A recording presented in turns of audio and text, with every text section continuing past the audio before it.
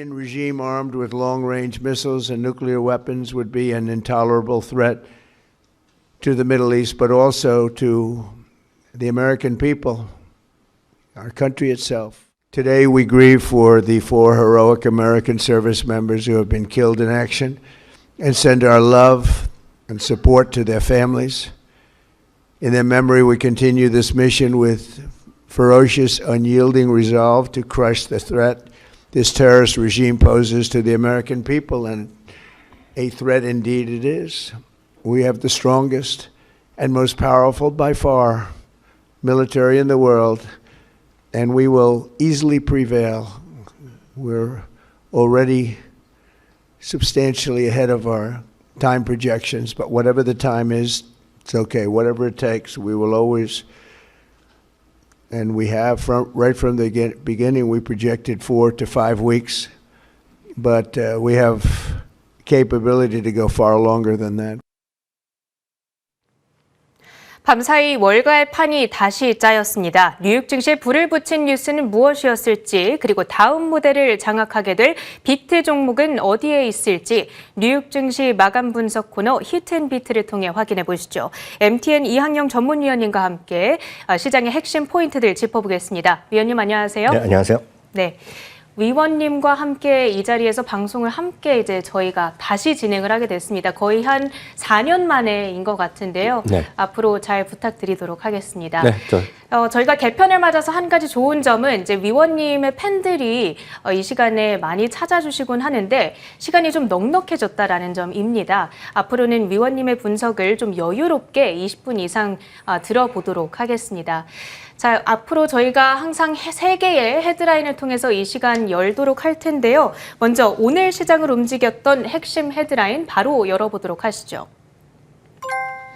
네, 오늘의 히트입니다. 증시 변동성이 심화되고 있는 중동 리스크. 방금 영상을 통해서도 확인을 해봤지만 트럼프 대통령이 앞으로 이란전이 한 4에서 5주 정도는 더 이어질 수 있다 이렇게 얘기를 했지만 시장은 생각보다는 그래도 괜찮았단 말이에요. 어떻게 보세요?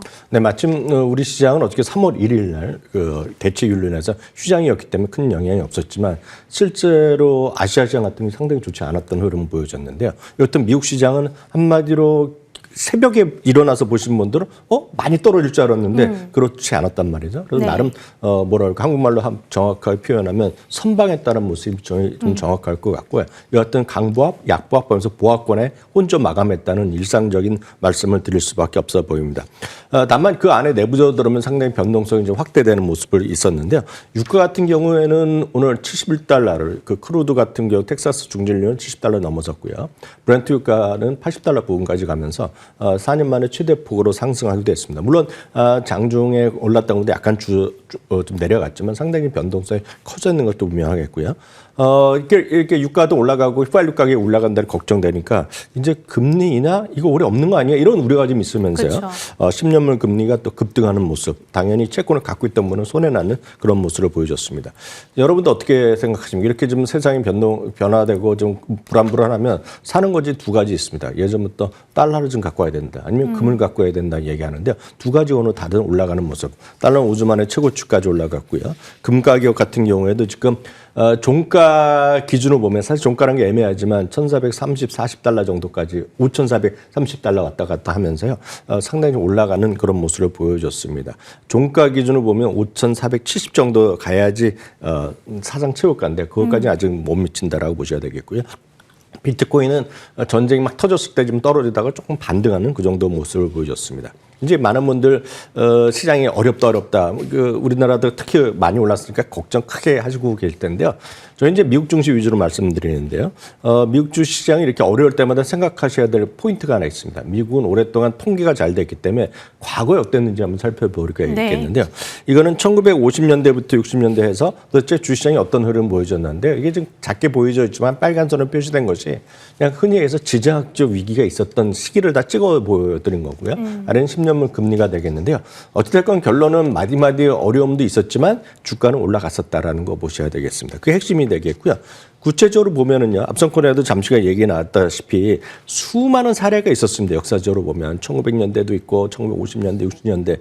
예를 들어 여기에는 뭐 작으니까 다 이해하실 보실 필요 없겠지만 예를 들어 한국 전쟁도 있었고요. 그리고 중동 1차, 2차 전쟁도 있었고 이라크 전쟁도 있었고 러시아의 우크라이나 침공 이렇게 수많은 일이 있었는데 결론적으로 보면 첫 한 달 동안에 보면 큰 재미가 없었습니다. 역사적 평균을 보면 첫 한 달은 1.5%, 2% 정도 떨어졌지만 큰 틀에서 보면 3개월, 6개월, 12개월 보면 대부분이 플러스가 났고요. 특히 12개월 후가 되면 한 7.5% 정도 역사적으로 올랐는데 7, 8% 올라갔던 건 역사적 평균. 그러니까 마디마디 이런 날은 있었다라고 보셔야 되겠습니다. 다만 계절적으로 보면 1년 1월부터 12월까지 보면 3월 중순이 역사적으로 가장 좋지 않았던 시기가 분명히 있습니다. 통계적으로 보면. 그렇기 때문에 어차피 주가 좀 쉬어갈 수 있는 타이밍에 이런 걸려들었다라 정도 보셔야 되겠죠. 늘 말씀드리지만 이번에는 다르다라는 주장을 또 하는 사람들이 여기저기 나옵니다. 네. 뭐 미국에도 있고 한국에도 있고 뭐 유럽에도 있습니다. 이번에 진짜 세상이 끝장날 것 같다 얘기하고 있지만 아쉽게도 미국 주식은 그렇게 끝장난 적이 별로 없었거든요. 그러니까 너무 큰 걱정할 필요 없다라고 보셔야 되겠고요. 바닥이 언제인지 우리가 함부로 얘기할 수는 없습니다만 바닥은 얼추 보면 경험으로 보면 최저점까지 한 17일 정도 거슬렸다는 얘기를 많이 합니다. 통계적으로 아까 그 표에 따르면요. 그러니까 17일이니까 뭐 2주에서 3주 정도 지나면 바닥이 왔고 그다음부터 바닥을 회복하는 시기는 통상 또 역시 17일, 18일 뭐 그 정도. 그렇기 때문에 길어봤자 한 달 조정, 한 달 후에 다시 회복. 이 정도 생각하면서 좀 여유롭게 시장을 보시면 일단 좋을 것 같습니다. 네, 알겠습니다. 그렇다면 지금의 흔들림은 뭐 물론 있겠지만 그래도 뒤를 돌아봤을 때 나중에는 일시적인 흔들림일 뿐 결국에는 올라선다라는 핵심 테이크어웨이를 말씀해 주셨던 것 같습니다. 월가 IB들의 낙관 시나리오, 뭐 베이스 시나리오 이런 것들도 좀 살펴볼까요? 네, 월가에서는 당연히 시간이 많이 있겠죠. 우리나라도 아마 우리나라 주시장에서도 대부분의 주요 증권사들이 어떻게 되냐 이런 얘기 많이 하셨을 것 같고요. 할 것 같고 오늘 방송에서도 어저께 이미 휴일이지만 관련된 기사들이 많이 났습니다. 워낙 우리 한국 시장이 좋기 때문에 한국 시장 어떻게 되냐 뭐 이런 걱정을 많이 하는데요. 미국도 마찬가지가 되겠습니다. 두 군데 정도 위주로 말씀드리면 웰스파고 같은 경우에도 기본적으로 보면 시장은 펀더멘탈이 좋다면서 긍정적으로 계속 올라갈 수 있다. 강세 의견을 갖고 있지만 최악의 경우는 분명히 최악의 경우는 구체적으로 보면 호르무즈 해협이 지금 폐쇄된다는 얘기하고 있는데 완전히 폐쇄돼서 유가가 100달러까지 올라가는 걸 최악으로 얘기하고 있습니다. 네. 그렇게 되면 지수는 6,000포인트까지 떨어진다 얘기하는 거죠. 6,800, 6,900이기 때문에 6,000포인트니까 15% 정도 떨어질 수 있다는 것이 그들의 최악의 시나리오지만 기본 시나리오는 강세련이 유지한다는 얘기하고 있고요. 아주 긍정적일 때 보면 이거 상관없이 오히려 짧게 조정하고 또 올라간다. 과거에 보면 3개월 후에 보면 아주 긍정적이었을 때 보면 3개월에 오히려 14에서 16% 정도 올라갔거든요. 네. 그러다 보니 오히려 아주 긍정적인 요인도 있지만 부정적으로 보는 사람들은 웰스파고는 6,000포인트 얘기하고 있겠고요. JP모건만 잠깐 더 추가적으로 말씀드리면 JP모건 현재 시장에 대해서 아주 긍정적으로 보는 것은 아닌데 오히려 이렇게 많이 지금 주가가 출렁거리면 오히려 적극적으로 매수할 시기다. 이유는 AI나 이런 걸 얘기하면서 수많은 것들이 IT나 특히 AI 같은 거 빅테크 많이 떨어졌거든요. 그런 것들이 좀 사야 된다는 얘기하는 겁니다. 그러다 보니까요. 오늘 같은 경우 주식은 하나 딱 말씀드리면 오늘 모건 스탠리에서요. 엔비디아 같은 걸 다시 탑픽으로 제시했습니다. 딱 오늘 같은 날 얘기하고 있고 JP모 같은 경우도 오늘 같은 날 빅테크를 말사라는 얘기하고 있거든요. 그것은 어찌 보면 뭐 엔비디아가 뭐 약간 쉬었다는 그런 것도 있겠지만 빅테크가 돈이 많더라도 제일 많은 게 빅테크거든요. 네. 제일 돈이 많으니 시장이 이렇게 어렵더라도 버틸 수 있는 힘이 있다. 그런 얘기하면서 빅테크들이 오늘 어떤 이유가 됐건 간에 그런 것들이 좀 반등했다라고 보셔야 되겠고요. 그 외에도 시장에서는 뭐 바클레즈도 있고 아무데도 있고 철수압도 있지만 기본적으로 보면 전체적으로 보면 저가 매수해라 얘기를 하고 있습니다. 저점 매수의 기회를 참으라는 얘기하고 있겠고요. 다만 일부에서는 이렇게 떨어졌을 때 좀 보수를 얘기하는 것은 이렇게 막 떨어졌다고 살 때가 아니라는 그런 주장도 소수 주장은 분명히 있다라고 이해하시면 되겠습니다. 네, 결국에는 핵심 변수는 유가의 향방이 될 것 같습니다. 유가가 많이 오르게 된다면 그렇다면 시장으로의 영향도 좀 장기화될 가능성을 염두에 둔 채 가봐야 되겠죠. 그렇다면 오늘 섹터들의 흐름도 읽어보도록 하겠습니다. 강하게 비트를 탄 업종은 어디였고 숨고르기에 들어간 섹터는 어디였을지 업종별 등락률을 먼저 확인해 보도록 하시죠. 유가 상승과 함께 앞서 확인했던 보셨듯이 에너지주가 강하게 상승을 했었고요. 그리고 방산주들이 시장의 상승을 주도하면서 역시 1%대의 산업업종의 상승세가 포착이 되기도 했습니다. 그렇다면 이렇게 나타났던 업종들의 등락 안에서 당분간 시장 흐름에 대한 힌트를 좀 얻어볼 수 있을까요? 네, 기본적으로 섹터만 잠깐 코멘트를 해드리면 오늘 가장 주목할 것은 역시 테크 주식 올라간 거, 거기에 엔비디아도 있고 애플도 좀 이런 것들이 분명히 있을 것 같고요.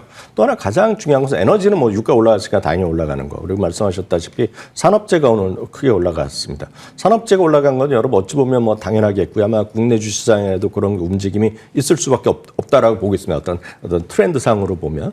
기본적으로 보면 앞선 코너에도 얘기가 나왔지만 방위산업이라는 것이 전부 다 거의 99%가 산업재에 속해 있습니다. 그렇기 때문에 방위산업 섹터 ETF 오늘 사상체육과로 바로 가거든요. 그래서 그만큼 무기에 대한 수요 이런 것들이 그럼 전쟁을 안 하던 나라도 이거 걱정된다 하면서 또 무기를 또 채우거든요. 그러니까 그런 것들에 대한 수요가 있었다라고 보셔야 되겠고요. 전반적으로 시장에서 이런 변동성이 커지는 시기에 가장 주목할 만한 하나 어떤 테마, 어떤 섹터가 있다 그러면 저는 당연히 지금 시기에는 저변동성 주식을 좀 관심을 갖고 가야 된다 보고 있습니다. 소위 변동성이라는 게 뭘까요? 변동성이라는 거 많이 이제 주식하면서 워낙 주시장이 흔들리기 때문에 걱정된다, 그렇기 때문에 팔아야 된다 이런 얘기 많이 주위에 들으셨을 겁니다. 어저께 주시장이 열리지 않았기 때문에 미국 주시장 이제 팔아야 되나? 한국 시장도 이제 좀 팔아왔다 다시 사야 되나? 이런 게 내 변동성이고 한결같이 변동성이라는 얘기하고 있는데요.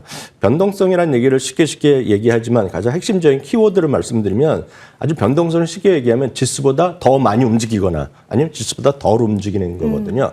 그러니까 젊으신 분 크게 올라가기 원하면 지수보다 크게 움직이는 거 원하시지만 조금 시장이 불안불안할 때 보면 지수보다 덜 움직이는 걸. 구체적으로 보면 베타 값이라는 걸 쓰고 있기 때문에 지수가 1을 움직일 때 내 주식이 1보다 덜 움직이는 거. 그런 거를 베타가 낮은 거를 저변동성이라고 얘기하고 있고요. 지수보다 더 움직이고 올라갈 때 떨어질 때 마찬가지입니다. 더 크게 움직이는 것을 고변동성 주식을 얘기하고 있는데 지금 같은 시기 만약 여러분들이 시장이 너무 흔들릴 것 같다. 불안불안할 때 보면 여러분들이 보셔야 될 것은 변동성이 적은 거를 가는 것이 상책이라고 보셔야 되겠어요. 오늘 상대적으로 보면 변동성 주식이 변동성이 좀 낮은 주식들을 몇 가지만 소개해드리면 이건 교과서적으로 말씀드리는 건데요. 존슨앤존슨이라든가 이 약품이나 이런 것들 그리고 몸이 안 좋았을 때 바르는 약 이런 것들이 다 저변동성 있는 대표적인 것들이죠. 헬스케어 같은 존슨앤존슨이 있겠고요. 물론 이제 여러분들이 이제 경기가 좋고 나쁘에 따라서 콜라를 더 마시고 덜 마실 수도 있겠으나 실제로 꼭 그렇지는 않거든요. 특히 그쵸. 요즘 코카콜라나 이런 것들이 대부분의 큰 수요 중에 하나가 사실 생수에서 나옵니다. 아시아 쪽에서는요. 그래서 생수 같은 거 보면 크게 상관이 없잖아요. 그래서 필수 소비재 같은 것들이 있겠고요. 웨이스트 매니지먼트는 저희 코너에서 자주 말씀드렸지만 우리나라에서는 이게 상장이 이런 쪽이 없습니다. 왜냐하면 우리나라는 거의 나라에서 정해서 이제 청소 쓰레기를 수거하는데요.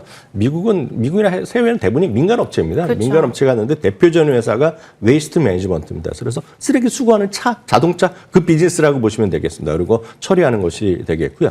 맥도날드도 마찬가지죠. 물론 경기 소비재의 역할을 하고 있으나 기본적으로 이거 시장의 변동성 적다라고 보고 있겠고요. 또 펩시콜라 다 마찬가지거든요. 이런 것들이 흔히 얘기해서 저변동성 주식인데 이런 것들이 최근에 시장이 상당히 강하게 움직이고 있단 말이죠. 그러니까 이런 것들이 하나의 큰 흐름이라고 보셔야 되겠고요. 다만 이 종목들에 대한 접근이 하나하나 선택하기 쉽지 않은 분들한테 ETF를 두 가지를 소개해드리면 USMV라는 ETF가 있습니다. 미국에서 최소한의 변동성을 갖고 있는 ETF, USMV라는 ETF가 있겠고요. 여기에는 이제 엑손이라든가 존슨앤존슨, 머크 제약사, 맥케슨 이런 것들이 다 들어가 있는 유명한 것들이 들어가 있습니다. 그래서 USMV 같은 것도 사상적 추이를 계속 가고 있는 것이 되겠고요.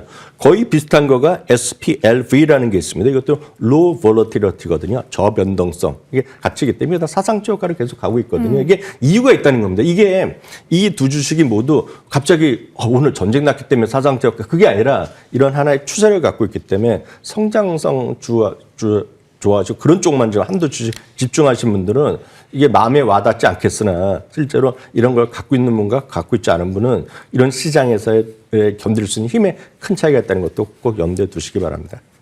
매일 세 번째 헤드라인은 위원님의 유망주를 들여다보도록 하겠습니다. 위원님께서 넥스트비트 종목으로서 주목해 주신 종목은 팔란티어입니다. 기회가 아직 남아 있는 걸까요? 네, 마침 이제 팔란티어가 오늘 이제 전쟁 왔기 때문에 조금 더 관심 있다 해갖고 좀 올라갈 수 있겠는데요. 그걸 떠나서 오늘 UBS 같은 경우가 주가가 그동안 팔란티어가 작년 한 9월부터 좀 쉬고 있거든요. 역설적으로 보면은요. 그러다 보니 고점 대비 35% 정도 떨어져 있고 아마 팔란티어도 한때 대한민국에서 제일 많이 사랑받던 주식인데 요즘 큰 재미가 없었는데요. 그런 걸 생각했는지 모르겠지만 제 생각이라기보다는 UBS가 고점 대비 35%는 하락한 것은 기회라는 얘기를 하고 있고 지금이 딱 매수할 적기다 얘기하고 있습니다. 목표 주가 같은 경우나 상승 여력 보면 한 30% 이상의 상승 여력이 좀 있다라고 보고 있습니다. 물론 오늘 올라간 것은 전쟁 때문에도 올라갔겠죠. 지나고 나면 이번에 어디를 폭격하는데 누구 도움을 받았다 하는 얘기가 늘상 나오기 때문에 그런 사람들의 그런 관심, 그런 그 흐름도 있겠으나 실제로 보면 주가가 너무 싸다라는 얘기를 UBS가 얘기하고 있다라고 보셔야 되겠습니다. 70%나 이번에 매출 성장했고요. 마진율을 압도적 마진율을 계속하고 있다는 거죠. 50% 중반대 마진율 얘기하고 있다는 거죠. 그러다 보니 올해 진정한 AI 승자는 바로 팔란티어임에 분명하다라는 그런 주장을 여전히 하고 있다라고 보셔야 되겠고요. 늘 말씀드리지만 A라는 종목, B라는 종목 한두 주식 갖고 여러분들이 투자하기에는 쉽지 않습니다. 물론 그렇게 해서 스트레스를 받지 않는 분들은 뭐 상관이 없겠으나 웬만한 분들은 주식 투자는 처음에는 뭐 신경 안 쓴다 그러지만 저는 신경 안 쓰는 사람을 개인적으로 만난 적이 없습니다. 그렇죠. 조금만 떨어지면 불안하기 때문에 한두 주식 많이 떨어졌다고 막 무조건 파는 것이 아니라 진짜 좋은 주식, 여러분들이 진짜 좋은 주식 갖고 있는데 주가가 떨어졌을 때는 이런 해외 IB들이나 이런 투자 의견 이런 것들 살펴보면서 이게 지금 과연 팔아야 될 거냐 아니면 다른 주식을 포함해서 여러분들이 좀 분산 투자를 잘하면서 안정된 포트폴리오 갖고 와야 되는지를 지금 심각하게 고민할 때다라고 다시 한번 확인드릴 수 있겠습니다.